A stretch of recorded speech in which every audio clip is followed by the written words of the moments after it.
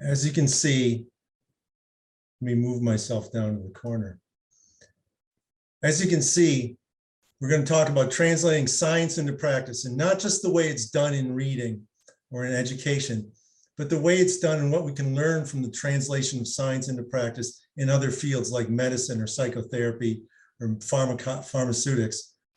Because I think we can learn something from that. Because this, as I say here, is an often messy process of getting from here to there. You know, how we imagine translating science into practice is this rosy, wonderful thing. We develop science and it's simple and it's straightforward and it gives us a clear direction. And that leads us on a straight path to the rosy, rainbow-covered world of practice where science translates directly into practice and everything just works out great the way we hope for.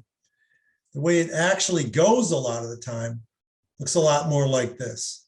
We're trying to travel down a road, we end up in a ditch, something goes wrong, we get stuck, we might feel like giving up or going home. Translating science into practice is not easy. Translating science into practice is complicated. It's we think of it as simple, but it's not. Rarely do we have a study which gives a clear, unambiguous result by itself, which leads in a direct line to a practice which is clear and unambiguous. Translating science into practice is complicated. As I said, it is rarely, if ever, a straight line. We'll talk about the one time that it kind of is a straight line. It is likely to produce errors. We're going to go in the ditch. We're going to go the wrong way. We're going to get lost. We're going to have to backtrack. We're going to have to try new things. We're going to have to reconsider the science. We're going to wake up one day and there's going to be new science on the horizon that we've never heard of before. And we're going to realize maybe we were wrong. Maybe there was a better way all along. So it's likely to produce errors, our errors, errors in what we do. That doesn't mean science is bad. That's what science does. Science takes a step forward, it makes a mistake, it self-corrects, it moves back, it moves in different directions. That's how science works. Translating science into practice is not a job for the squeamish. Let me be very clear about that. It is not a job for the squeamish. It is a messy, difficult, sometimes controversial, sometimes confrontational, sometimes argumentative thing. Some of that has been on display in the last year or two in our world of the science of reading, and some people have been really shocked by it. I wasn't. I'm familiar enough with other fields of science to know that science often leads to what look like brutal conflicts. And I'm not saying that everybody always behaved themselves in some of our recent conflicts. They didn't. But we should not think that we're going to move science forward without any conflict, without any disagreement, that we're never going to reach a fork in the road and have an argument about which direction to take. There's going to be arguments. We're all in the bus together. We're all sharing the wheel, and there's going to be disagreements. Some of us are going to be wrong with each of those disagreements, and all of us are going to be wrong, at least at some points in the course of our career, unless we take no chances at all. But translating science into practice, whether it's reading or some other field, is absolutely worth the effort. Nothing compares to the scientific method in its ability to guide our decision-making and its ability to help us build step by step, one layer upon another, to better and better practice, better and better results over time. The science that your doctor or your physician uses to treat you in your illness and keep you safe and keep you healthy is dramatically different than the science a doctor tried to use to do the same thing 100 or 150 years ago. But the science we use today is dependent on that science. The fact that they were able to try things, get it wrong, and learn is why our science of medicine is so much better today than it was before. And translating science into practice is humbling. If you're not ready to be humbled, if you're not ready to be wrong some of the times, if you're not ready to stick your neck out and maybe get it chopped off once in a while, it's not for you. And all that is true because the science is incomplete. The science is always incomplete. You know, we could find out tomorrow that there's another planet orbiting the sun. We could find out tomorrow that what we believed about the galaxy is not true. We're certainly going to find out tomorrow or next month or next year that we know that we're going to learn something about reading or education or instruction or how children develop or how their brains work. It's going to be different. It's going to be more than what we know now. The current science is incomplete. Very important. We have better questions than answers. We always have better questions than answers. You have better questions than I have answers. I have better questions than you have answers. We could line up the biggest panel of scientists in the world of education and reading instruction, and we could all come up with questions they can't answer. We might tempt them to pretend they have answers or to convince themselves they have answers they don't really have. But we all have better questions than answers. That can be frustrating. That can be very frustrating, but it's part of what makes this both exciting and exceptionally difficult.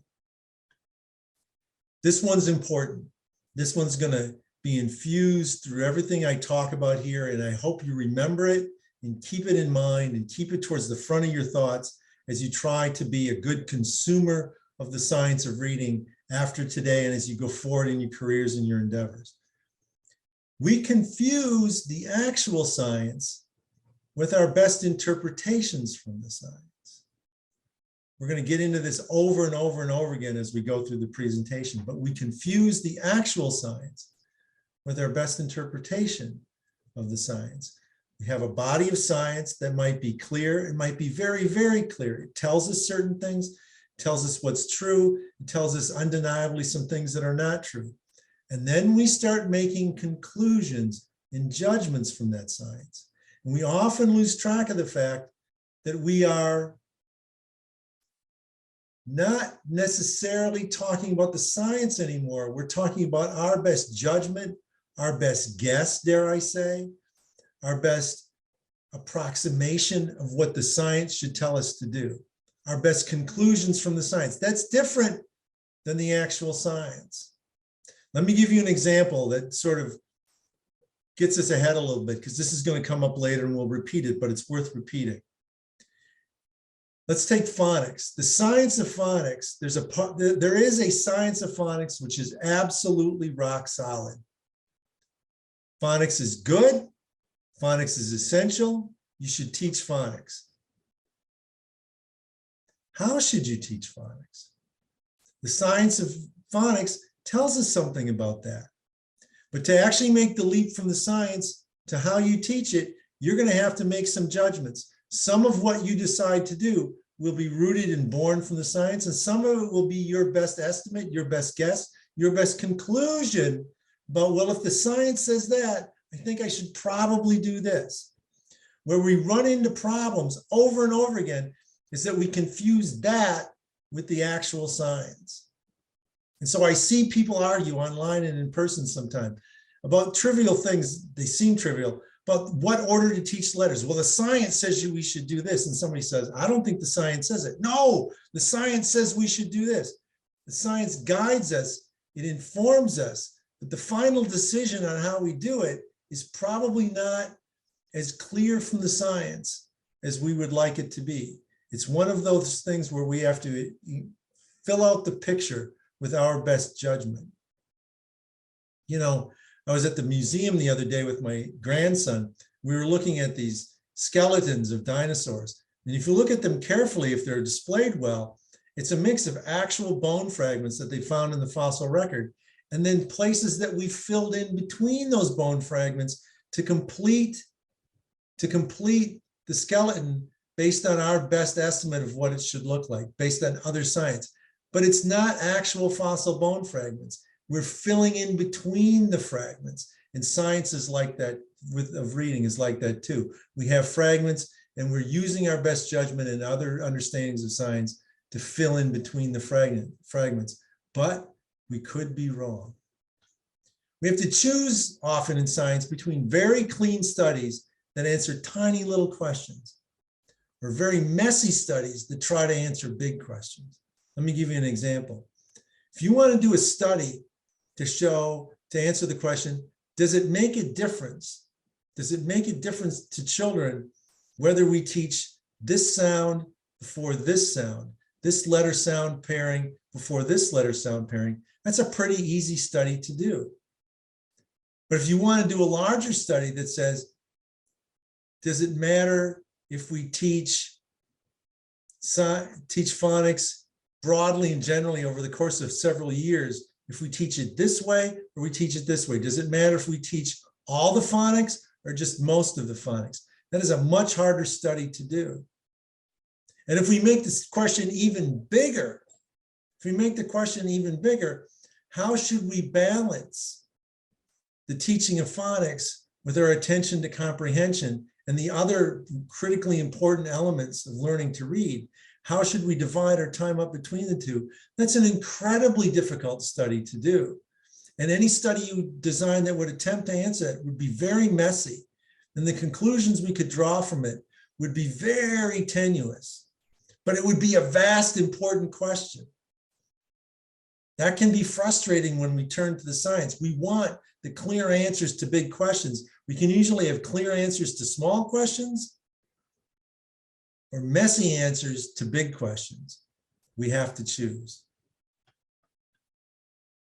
Part of this is because humans are really hard to study. You know, I did studies when I was an undergraduate. I did some things with rats and even some things with monkeys. Rats and monkeys are easy to study. We can put them in a cage. We can feed them certain food. We can control their environment. We can control everything they do, everything they see, everything they eat, everything they have access to. You can't do that with students. It's really hard to do that with human beings.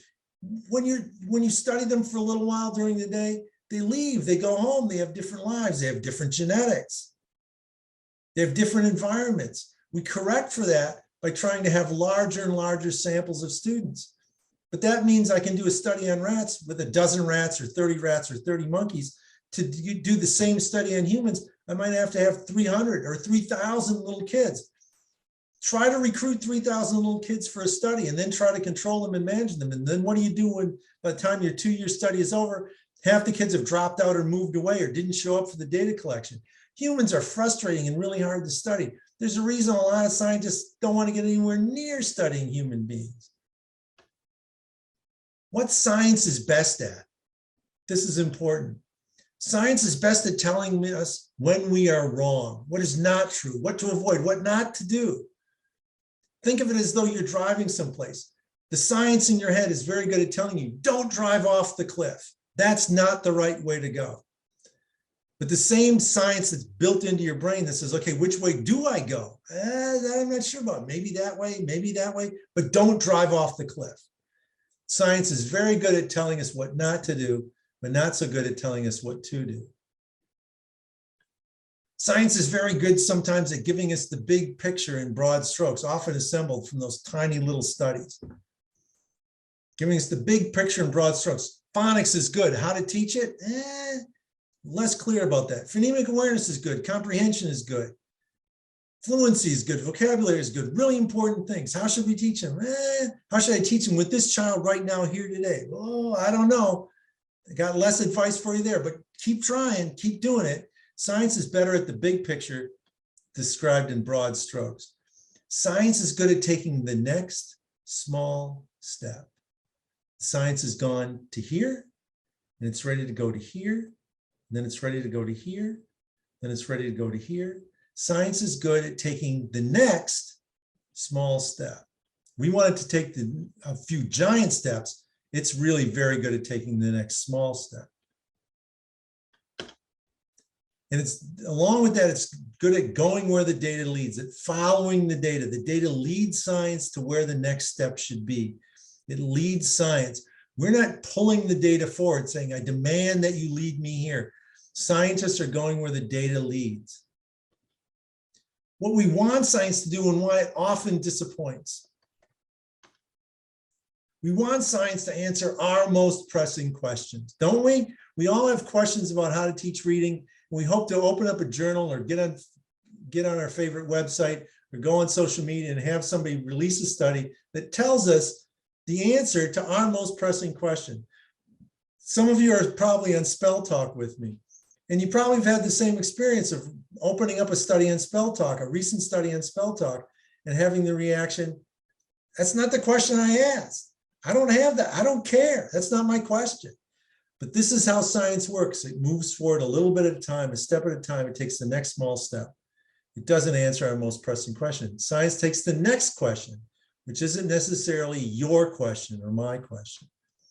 We want science to tell us what to do, not just what not to do. This is harder than you think and takes dozens, maybe hundreds of studies. It could take one study to clearly tell you, don't do that. It might take hundreds or thousands of studies to tell you what you should do. And oftentimes what you should do is just what's left after science has told you repeatedly, don't do that, don't do that, don't do that, don't do that, don't do that, don't do that, don't do that, don't do that. Pick something from what's left. So it's like science is whittling things down. That's a very frustrating, slow, tedious process. And it's not as definitive as we would like it to be. We want science to give us the obvious study we need, like let's say structured literacy versus balanced literacy in a randomized controlled trial to settle this debate once and for all. One great study to end this debate and decide, pick a winner right now, all done. Even if you had the resources, even if you had the 100,000 kids in dozens and dozens of schools it might take, even if you had the millions and millions of dollars to pull it off, no one's going to cooperate with this study, and it probably isn't even ethical. Let me explain to you why. First of all, nobody's going to cooperate. To do this study, I need to go to schools and tell them, you're not going to decide how you teach your children to read. I'm going to decide for you, and I'm going to decide by drawing a ping pong ball out of a bag. And if it's a black ping pong ball, you're going to teach one way, and if it's a white ping pong ball, you're going to teach the other way. And you don't get to choose for yourself. I'm going to choose for you. That's what you would really have to do. Nobody's going to agree to that. And it also probably isn't ethical. This study right now would have to take the form of saying, for instance, let me give you an example of one way you might do the study. Everybody in the study gets robust phonics, and some kids besides robust phonics get some of those other cues. They get some 3-cueing along with their robust phonics. We take 10 or 15 minutes a day out of robust phonics, we put it into 3 cues. The other kids just get robust phonics. A parallel study might be kids just get the 3 cues, and some of them get some robust phonics on top of it. But remember, I have to put these kids in these groups randomly. I have to assign them to these groups. Nobody's going to agree to it. And even if I got people to agree to it, before I can do a study on human beings, I have to go in front of something called an institutional review board and get permission to do the study and make an argument that no one will be harmed. Well, to do this study, my hypothesis is that somebody will be harmed. If I believe in phonics and I'm against the 3 cues like I am, for me to do the study, I have to admit, I think the kids who get the 3 cues are going to maybe be hurt by that. Well, then I can't do the study. I've just said I expect to hurt kids. If I believe in the 3 cues and I think phonics is bad, I think giving them phonics is going to hurt them. Well, then I can't do the study because I think some kids are going to get hurt. This is a study that almost certainly cannot be done for about a dozen different reasons. This is one of the things that frustrates us about science, particularly when we're doing research on human beings, that the studies we really want to do, the studies we really wish we had, the study we wish somebody had done 30 or 40 years ago when it was theoretically possible, when the ethics wouldn't have gotten in the way so much because we didn't know as much, can't be done today.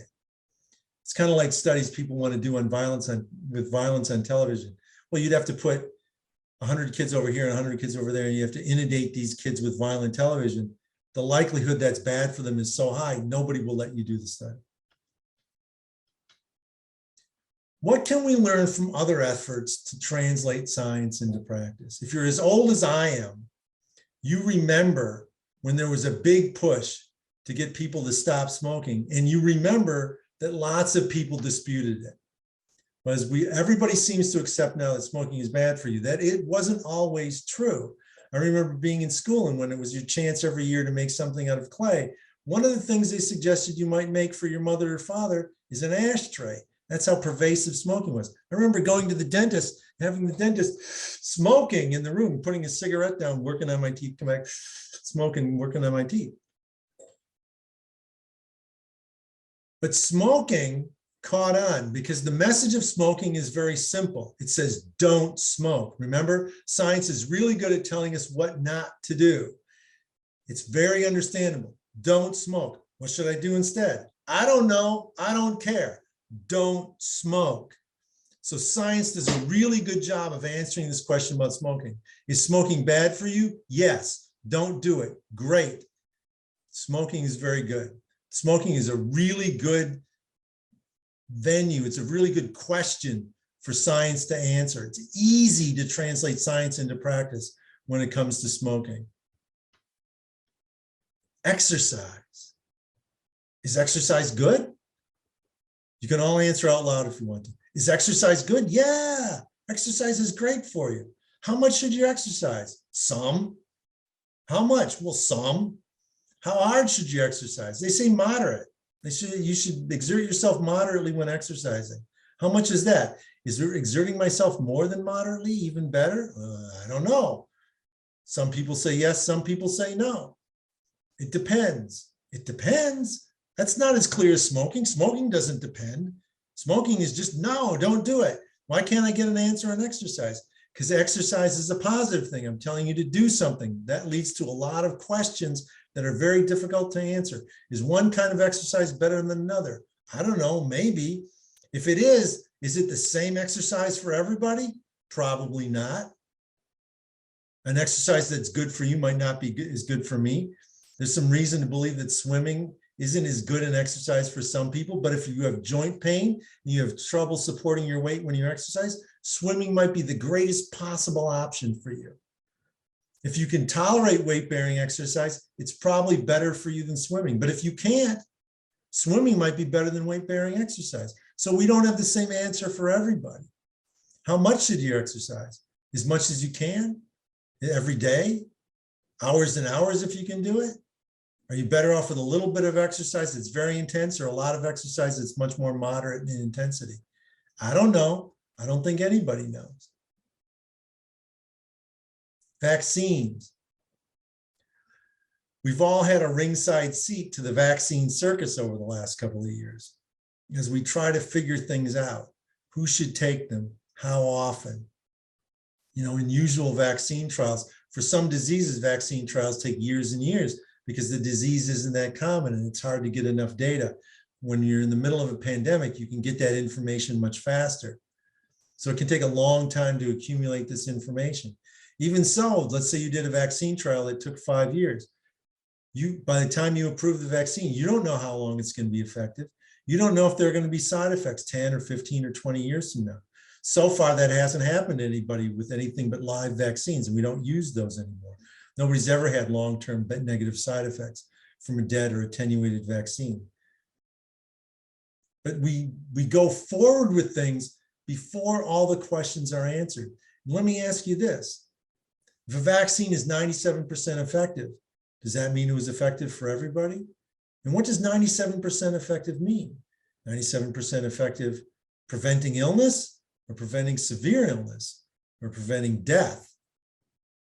Those are different questions and different answers and different numbers. And how we ask the question makes a big difference in how we get what numbers we get for the answer. As we work backwards from those numbers to practice, we have to understand the numbers we're working with. This applies to us in the science of reading. Is phonics good? Yeah. Is it good for everybody? Yeah. Do they all need the same dose? I don't know. Is there a better way of teaching phonics? Probably some better ways of teaching phonics. Are they going to be the most effective ways for everybody? Probably not. Are there going to be kids for which those really effective ways aren't very effective? I guess so. It gets very complicated and very disappointing sometimes and very frustrating very, very quickly. That doesn't mean the science is failing. We know this is how science works. If we're informed consumers of science, we're not thrown by this. We're not shocked by this. We expect this. But we saw during the vaccines when mostly, I'm not being critical of anybody, but most of the public was pretty illiterate when it came to the science behind vaccines. And some of the announcements and some of the things that were told were very confusing to people. What do you mean it's only this percentage effective? It's only 67% effective or 80% effective. Why does everybody have to take it? Well, if everybody takes it, it'll be more effective than if only some people take it. Why would that matter? It gets very complicated very quickly. Drug trials. In drug trials, which are as close to pure science as we get in medicine, 3,000 people volunteer for a study of a new medication. Half of them or some percentage of them are randomly assigned the drug, and another half or percentage of them are assigned to take a placebo. So they think they're taking the drug, but they're not. That seems like a pretty good idea, except the people who are taking the drug often have side effects, and the people who aren't taking the drug have no side effects, and they figure out pretty quickly whether they're taking the drug or not. Because they know they're taking the drug or they know they're not taking the drug, they might also behave differently. And remember those 3,000 people who volunteered for my study? Are they a true cross-section in the United States? Do you think people who volunteer for drug trials in exchange for money are a representative sample of the American population? I don't. Does it matter? Maybe, maybe not. If we're measuring basic things, if we're trying to affect basic things about human physiology that we're reasonably certain are the same in everyone, it may not matter that the person in the drug trial has a very different life and a very different background from me. Or depending on what we're testing, it may matter a lot. Let me say this. Instead of drug trial, let me say intervention for reading difficulties. I'm going to choose classrooms. I'm going to put these kids in my reading trial. Only some of these kids who are having reading difficulties are having reading difficulties in a whole language classroom. Other kids are having reading difficulties in a structured language classroom. Are those different kids? Is a kid who struggles to learn to read in a structured language classroom probably different in some way than a kid in the population of kids who struggle to read in a whole language classroom? Might they respond very differently to intervention? Remember, every study of a structured literacy intervention was done because those are the only people who would agree to it, on a classroom of students who probably were getting some structured literacy beforehand. And every study certainly that was ever done on reading recovery, a balanced literacy whole language intervention, was done on kids who were getting balanced literacy whole language beforehand, because those are the only people who do reading recovery and would agree to do reading recovery. Kids who've had a year or 2 or 3 of structured literacy are already quite different than kids who've had 2 or 3 years of balanced literacy. We've made them different. They may have been the same when they came to school, but they're different now. That makes the study of these things that much more difficult and that much more complicated. Makes it harder and harder to give small specific answers, and it makes the small specific answers we give less and less certain. Psychotherapy. This is something I know about. This is something that goes to my field. Somebody comes to me for psychotherapy and they're suicidal. What should I do? The science of psychotherapy and the science of intervention for people who are depressed and suicidal gives me some guidance, but it's broad general guidance. It's almost not much more than I should do something. I should talk to them. There's certain questions I should ask, but beyond that, I get relatively little guidance. I have theories and principles that guide me, but that's different than the science. And I have to be ready at a moment's notice to change what I'm doing. True story. So actual thing situation I've been involved in a number of times. I come to somebody's house because their child says they're going to hurt or kill themselves, or they want to hurt or kill somebody else. Child's in the room, the door is locked and the door is barricaded. What should I do? I shouldn't do nothing. The science is very clear about that. I shouldn't walk away and say, well, when you're ready to talk to me, let me know and I'll come back. I should do something, but what should I do? Should I slide a note under the door? I've done that. Should I jimmy the lock with a butter knife? I've done that. Should I kick the door open and force my way in? I've done that. Should I call the police and ask them to do it? I've done that. Sometimes I've done one of those things or tried to do one of those things and it didn't work and I went into another one. It didn't work and I went into another one. Is everything I'm doing based on science that's telling me what to do next? That science doesn't exist. But there's general principles that guide me. And there's a fundamental science behind there that says, whatever you do, don't do nothing. Don't leave here without having exhausted your efforts. Don't walk away until you can be sure this child is safe.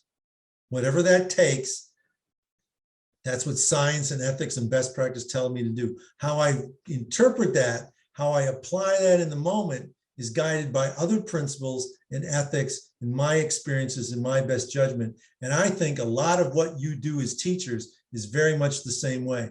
At some point, the science runs out. At some point, the science runs out.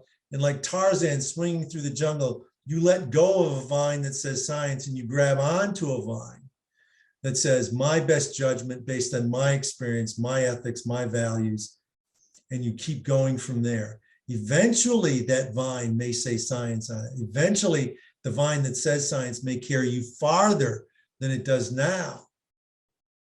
But for now, you're going to have to transfer from one to the other. What's alarming to you, what may be alarming to you is other professionals around you, other teachers around you are doing the same thing. They're transferring from science to their vine, and they're transferring to a different vine. They're making a different choice. They're teaching those letters in a different order. They're balancing their day differently between phonics and phonemic awareness. They're using decodable text, but not to the extent you do, or not in the way that you do, or more than you do. And that can be alarming because it reminds us, maybe I'm not holding on to that science vine anymore. Maybe I've already transferred to the my best judgment based on what I know and believe vine. And that's a little disconcerting because we want to stay on that science path. We want to stay with science as long as we can. And it can be upsetting and a little nerve-wracking to realize we've left it. Based on these examples and knowing how science works, what would a scientific model of reading instruction include? It would include a foundation of rock-solid truths that give broad guidance to our efforts. This is going to sound almost trivial. Phonics is good, we should teach it. Vocabulary is good, we should teach it. Comprehension is important, we should be paying attention to it and doing everything we can to promote it. Whether we should teach it or not is actually kind of up for grabs. Fluency is important and we should teach it. We should measure it. We should pay attention to it. We should be alert to it. We should understand it. We should understand all those things.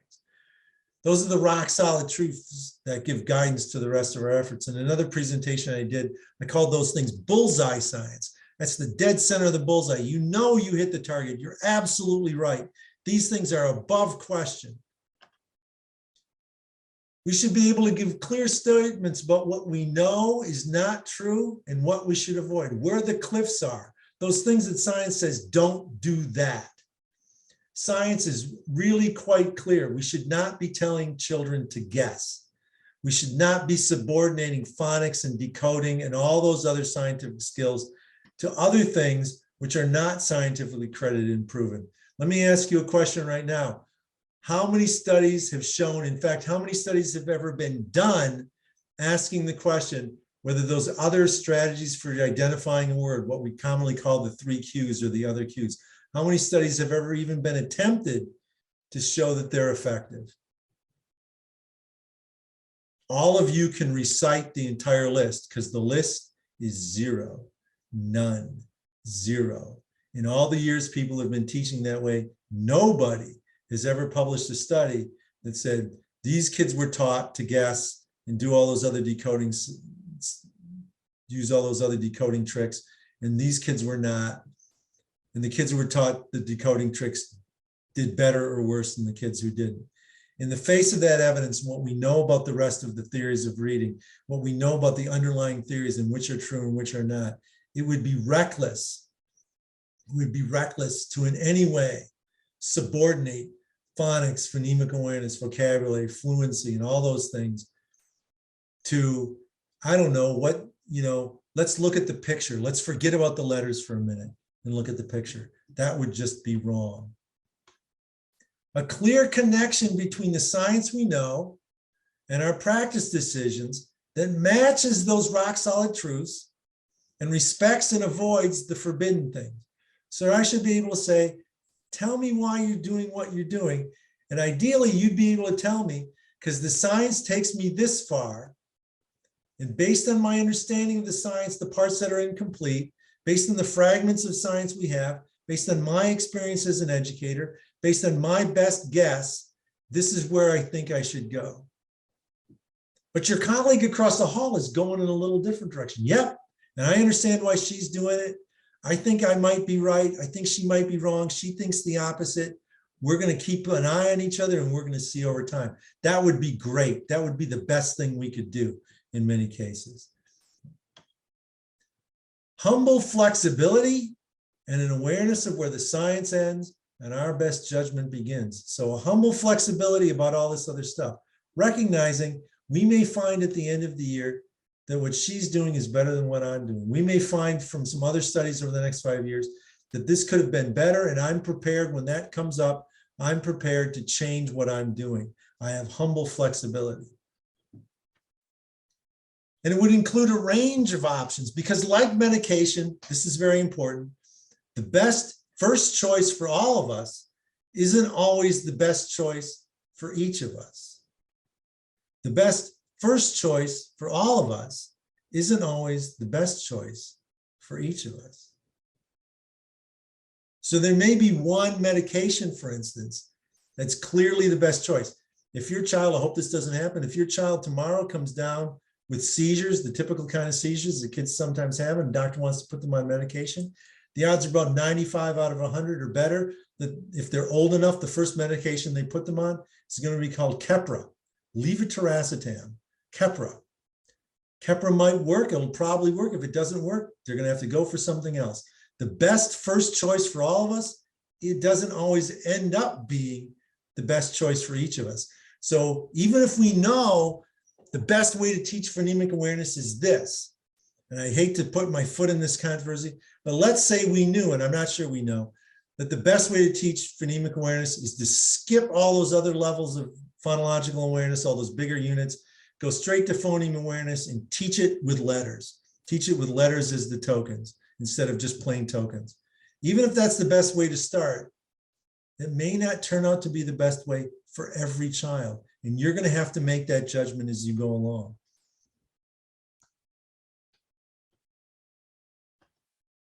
A willingness to change as new science is developed, backed by healthy skepticism. You need to have healthy skepticism.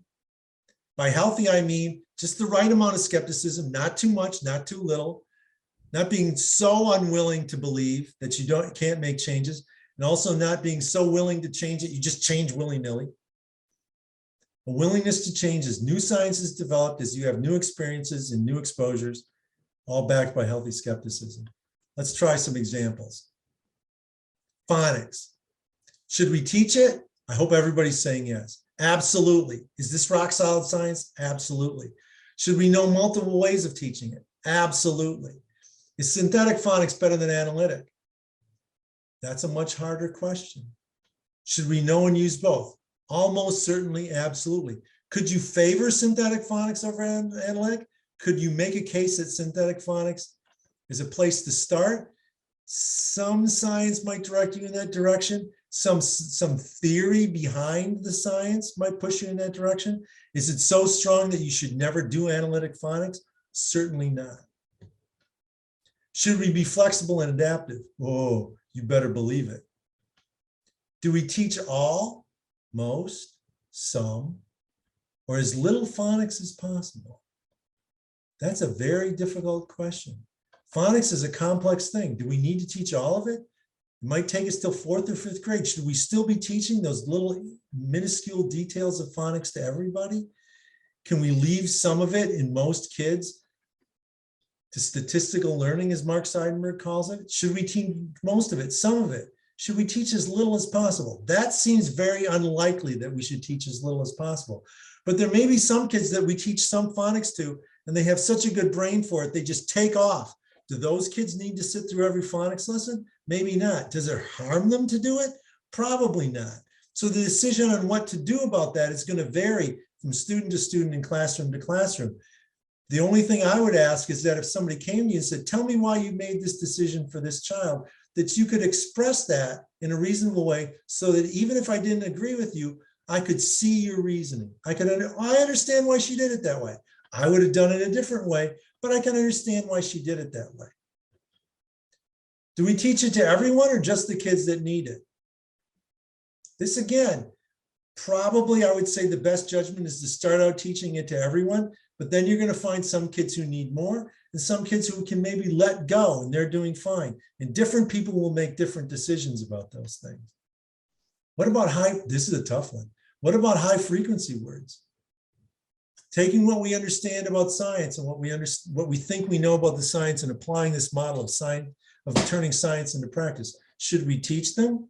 Some people say absolutely no. Some people ask the question, how's a kid going to start to read if we don't just teach them some words? That's just what this word is. We just don't teach these if we don't teach them at least a few of them.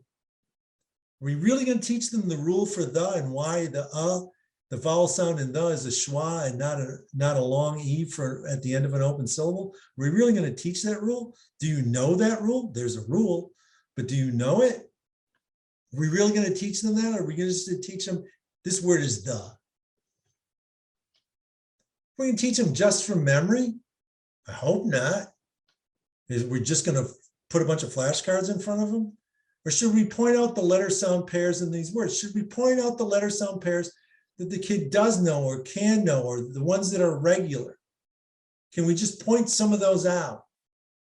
Can we teach the parts of them that are regular as if the whole word is regular? Can we just do some of that? Can we tie some of these words back to phonics? I think we probably should. But if you go looking for actual empirical studies that prove that, I don't think you're going to find anything. Can we do too many sight words or high frequency words? I think absolutely. We could try to teach the whole language as high frequency words, even the words that are low frequency. Obviously, that's too much. Where is the line?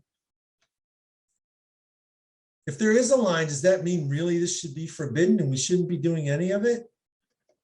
If you had the time right now, my guess is you could get into a rousing debate over this. 50 years from now, we may have the data to prove which of you is right and which of you is wrong. Right now, we don't. Is this as clear as phonics? Obviously not. Phonemic awareness, should we teach it to everyone? Almost certainly. Must children master larger units of sound before phonemes? There's very good science to say children need not necessarily master larger units of sound before moving on to phonemes. That seems quite clear. Does that mean we shouldn't spend any time with it for anyone? That no child benefits from going back to those larger units of sound to give them a different foundation before they move on to phonemes? None of them? Doesn't say that, but that's sometimes how it's interpreted. Does everyone need those larger units? Clearly not. Who needs them and who doesn't? That's not certain. Is there any damage to teaching them to everybody, even if not every kid needs them? Depends on how much time you're spending. That's the argument, that we're spending time on something that may not be necessary. Could we spend that time differently? Well, how much time are we talking about? Is there one way of teaching phonemic awareness that is clearly better for all children? I've given you certain clues here. One way better for all children. If you're a good test taker, and you should be, that's a giveaway question. One way of teaching phonemic awareness that is clearly better for all children, That's highly unlikely. Let's try some other examples. Decodable text. Should decodable text be available? Almost certainly. Is there empirical evidence to prove it? Or is that just a good judgment? It's more of a good judgment. Should kids be limited to decodable text until they have demonstrated mastery of phonics rules? Probably not. Should access to uncontrolled text be limited for some children? Maybe, but which children? Is it necessarily true? Could reasonable people disagree? What about fluency, vocabulary, comprehension, morphology, etymology, syllable types? You could march yourself through all of these things and ask many of the same questions. And what you're going to find is you're going to have a clear answer about a broad general thing. Fluency is important. We should pay attention to it. Vocabulary is important. We should teach it. Comprehension is important. And if kids aren't comprehending, we should try to figure out why and do something about it. Morphology is important, but when to introduce it, how and how much is a big question. Etymology, it kind of goes with morphology. Do I really have to teach it? For some kids, it's really interesting. It doesn't harm anybody, but how much time do I spend on it? These are all questions in which reasonable people disagree. And it doesn't mean one of them is scientific and the other one isn't. Syllable types, boy, oh boy, that can create a lot of controversy. There's people who insist we shouldn't be teaching syllable types. And what they really mean is that there's relatively little scientific empirical evidence that says teaching syllable types is rock solid science. But if you talk to tutors who've taught a lot of kids who are struggling to read, it's hard for them to imagine having the same success if they didn't teach syllable types. That's important personal information, important accumulated anecdote that I find difficult to ignore. Questions to ask yourself. Why do I do it this way? Do I understand why I do it this way? Do I know why I do it this way? Do I know other ways if this doesn't work? Am I flexible and adaptive enough? Am I too flexible and adaptive? Am I too quick to, am I too slow to quit what I'm doing and try something else? Am I too fast to quit what I'm doing and try something else? Those are important questions as we look at our style and how we translate science into practice across the chasm of what we don't know yet. Is this the science or my best judgment from the science? We need to be honest with ourselves about that, because the science, the rock solid science, is unlikely to change. It might. It's unlikely to change, but our best judgment from the science is more likely to change. Do I exercise healthy skepticism? That goes back to that flexibility question. Am I an appropriately skeptical person? Not just skeptical about the things I don't like. Am I also skeptical about the things I do like? That's a tough one. I don't think most of us can answer yes to that. How skeptical are we about our favorite things? Not very much, I suspect. What to keep in mind about going in the ditch? Nobody got hurt, just a little embarrassed. Nobody got seriously injured when this happened, but they're embarrassed. Nobody wants to see them go, have anybody see them go into a ditch. You can get out of the ditch and keep going. You don't have to stop. You don't have to retreat. You can get out of the ditch and keep going. You went in the ditch because you were moving forward. The one thing we know for sure about this SUV before it went in the ditch is it was going somewhere. It wasn't parked in a parking lot. It was going somewhere. That's good. I'd rather be with these people than the folks who are parked in the parking lot. If you remember one thing about translating science into practice, remember that. The people who go in the ditch were going somewhere. The people who didn't were parked in a parking lot. Who do you want to be? Who do you want to be with? The only people who don't get stuck in it once in a while are the people who stay put. Try not to be them. Have the courage to be wrong sometimes. Have the skepticism to change what you're doing. Have the humility to accept that there are better ways and that we're all going to be wrong. We're all going to go in the ditch once in a while.